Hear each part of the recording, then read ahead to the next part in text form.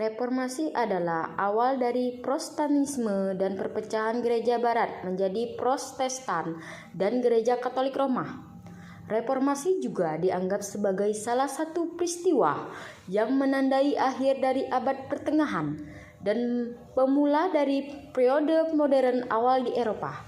Gerakan ini umumnya dianggap telah melalui dengan publikasi 95 tesis oleh Luther pada 1517 dan berlangsung sampai berakhirnya perang 30 tahun melalui perdamaian Westphalen pada 1648.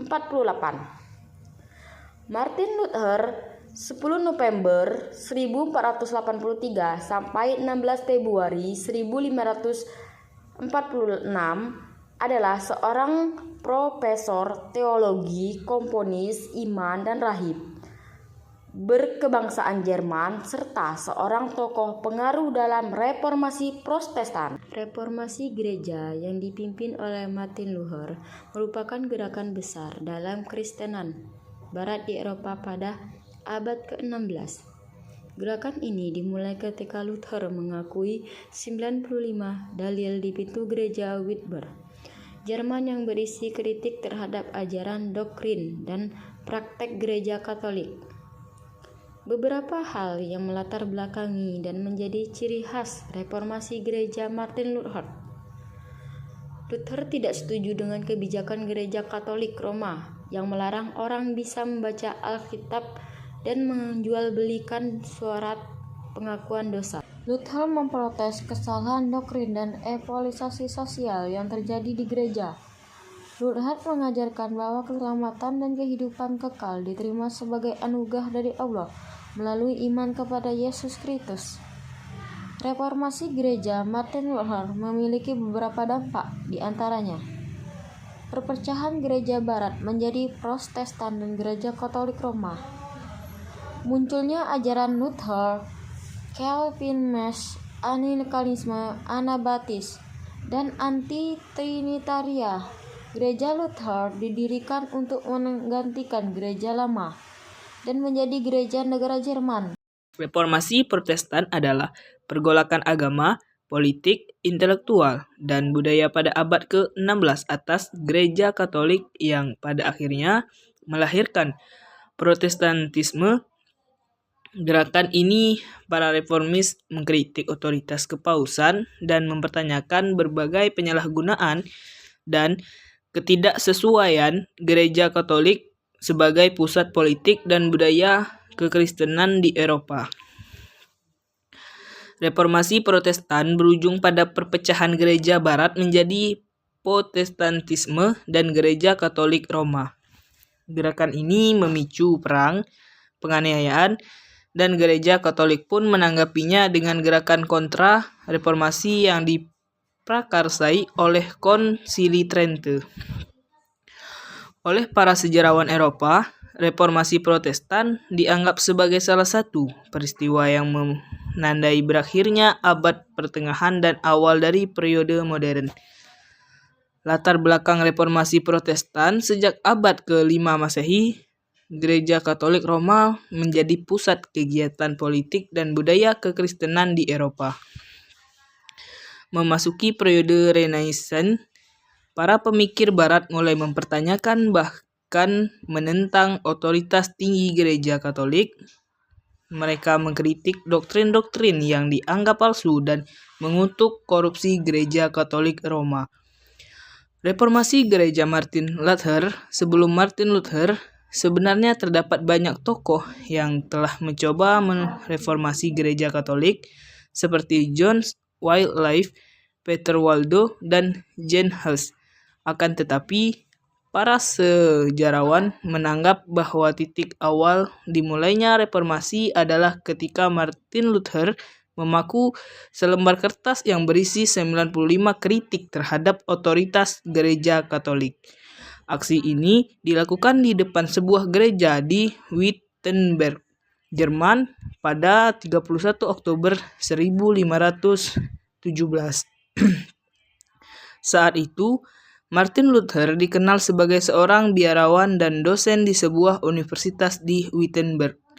Pada 1521, Luther dipanggil ke hadapan Dewan Worms dan secara resmi dikucilkan oleh Gereja Katolik. Tidak hanya itu, Dewan Worms mengutuk aksi Luther dan melarang warga Kekaisaran Romawi suci untuk membela ataupun menyebarkan gagasan-gagasannya. Serangkaian perang antara Gereja Katolik Roma dan Reformis Protestan pun pecah antara 1524 sampai 1648. Pada akhir reformasi, Lutheranisme telah menjadi agama di sebagian besar wilayah Jerman, Skandinavia, dan Baltik. Reformasi Protestan di Eropa Jerman adalah rumah bagi sebagian besar tokoh reformis Protestan. Bahkan di setiap negara bagian yang memeluk Protestan memiliki tokoh reformis sendiri. Bermula pada 1517 di Jerman, gelombang reformasi Protestan kemudian meluas di seluruh benua Eropa hingga mencapai puncaknya pada 1545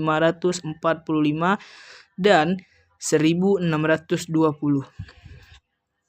Di Swiss, reformasi dimulai pada 1519 setelah khotbah Ulrich Zwingli yang sebagian besar ajarannya menyerupai ajaran Luther. Pada 1541, seorang Protestan Prancis bernama John Calvin yang telah menghabiskan 10 tahun sebelumnya di pengasingan dengan menulis doktrin, dipanggil ke Jenewa untuk menyebarkan ajarannya. Ajaran Calvin pun cepat menyebar ke Skotlandia, Prancis, dan Transylvania, di mana Calvinisme menjadi kekuatan agama dan ekonomi selama 400 tahun berikutnya. Sementara di Inggris, reformasi dimulai pada 1534 ketika Henry menyatakan dirinya yang akan memegang otoritas akan hal-hal yang berkaitan dengan gereja. Henry kemudian membubarkan biaya-biaya Inggris dan membagikan Alkitab kepada rakyatnya. Setelah kematian Henry, Inggris sempat condong ke Protestantisme yang diresapi Calvinisme juga Katolik. Seperti contoh yang dilakukan oleh kalangan Yesus, suatu trekat baru yang terorganisasi yang menggabungkan spiritualitas dengan intelektualisme yang berpikiran global. Inkuisisi, baik di Spanyol ataupun Roma, direorganisasi untuk melawan ancaman bidat Protestan. Perang 30 tahun konflik keagamaan antara kaum Protestan dan Katolik memuncak pada 1618 sampai 1648 atau kemudian dikenal sebagai Perang 30 tahun. Dampak reformasi Protestan, terbelahnya agama Kristen menjadi beberapa aliran, timbulnya pembaharuan tatanan sosial, ekonomi, politik, dan budaya. Pada awal abad ke-16, runtuhnya pengaruh kekuasaan Paus di negara-negara Eropa, munculnya gerakan misionaris untuk menyebarkan agama Kristen ke seluruh penjuru dunia. Reformasi Prancis di bawah John Calvin.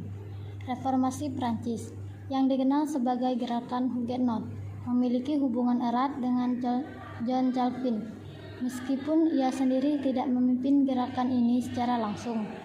John Calvin adalah seorang teolog dan reformator Prancis yang sangat berpengaruh dalam perkembangan Protestantisme. Ia mendirikan teologi di Jenewa, Swiss, dan ajarannya menyebar ke berbagai negara, termasuk Prancis. Dalam gerakan Huguenot di Prancis muncul sebagai respon terhadap ajaran Calvin yang menyebar ke Prancis. Kaum Huguenot adalah kelompok Protestan Prancis yang menganut Calvinisme. Mereka menghadapi penindasan dari pemerintah Prancis yang Katolik, yang menyebabkan konflik dan kekerasan yang meluas. Pengaruh John Calvin pada Huguenot. Yang pertama, teologi. Kaum Huguenot mengadopsi teologi Calvin, termasuk doktrin predestinasi, kedaulatan Tuhan, dan etika kerja. Yang kedua, organisasi gereja Calvinisme memberikan pengaruh pada struktur organisasi gereja Huguenot. Yang ketiga, kehidupan sosial. Ajaran Calvin tentang etika kerja dan disiplin diri memiliki dampak besar pada kehidupan sosial kaum Huguenot. Dan selanjutnya, adanya konflik dan kekerasan dalam reformasi Perancis John Calvin. Perang agama Perancis. Konflik antara Huguenot dan Katolik di Perancis memuncak dalam Perang Agama Perancis pada tahun 1562 sampai 1598. Pembantaian Hari Santo Bartolomeus. Pada tahun 1572 terjadi pembantaian besaran terhadap Huguenot di Perancis yang dikenal sebagai pembantaian Hari Santo Bartolomeus. Kesimpulan dari reformasi Prancis di bawah John Calvin. Meskipun John Calvin tidak secara langsung memimpin reformasi Prancis, ajarannya memiliki dampak yang sangat besar pada gerakan Huguenot. Calvinisme memberikan dasar teologi dan organisasi bagi kaum Huguenot yang menghadapi pelindasan dan kekerasan dari pemerintah Prancis. Reformasi Prancis yang diwarnai oleh konflik dan kekerasan akhirnya diakhiri dengan penerbitan Edict Nantes yang memberikan toleransi agama bagi kaum Protestan di Prancis. Pengaruh Islam dalam reformasi Protestan di Jerman dan Prancis. Pengaruh Islam dalam reformasi Protestan di Jerman dan Prancis memiliki sejarah dan dampak yang berbeda, meskipun keduanya merupakan kekuatan penting yang membentuk identitas kedua negara tersebut. Sejarah Islam di Jerman. Dalam sejarah Islam di Jerman memiliki sejarah yang panjang, meskipun tidak sekuat di Prancis. Hubungan awal antara Jerman dan dunia Islam dimulai pada abad ke-8 dengan pertukaran hadiah antar Charlemagne dan Khalifah Harun al-Rashid. Namun, keberadaan Islam di Jerman baru muncul secara signifikan pada abad ke-17 dengan kedatangan tawanan perang Ottoman serta pengepungan Wina. Islam di Jerman berkembang pesat pada abad ke-20 dan ke-21. Jerman saat itu merupakan negara dengan populasi Muslim terbesar kedua di Eropa setelah Prancis. Pengaruh Islam di Jerman. Islam di Jerman telah memberikan pengaruh pada kehidupan sosial dan budaya dengan munculnya masjid, organisasi Islam, dan sekolah Islam. Namun, integrasi Muslim di Jerman masih menjadi tantangan dengan isu-isu seperti diskriminasi dan Islamofobia. Sejarah Islam di Prancis.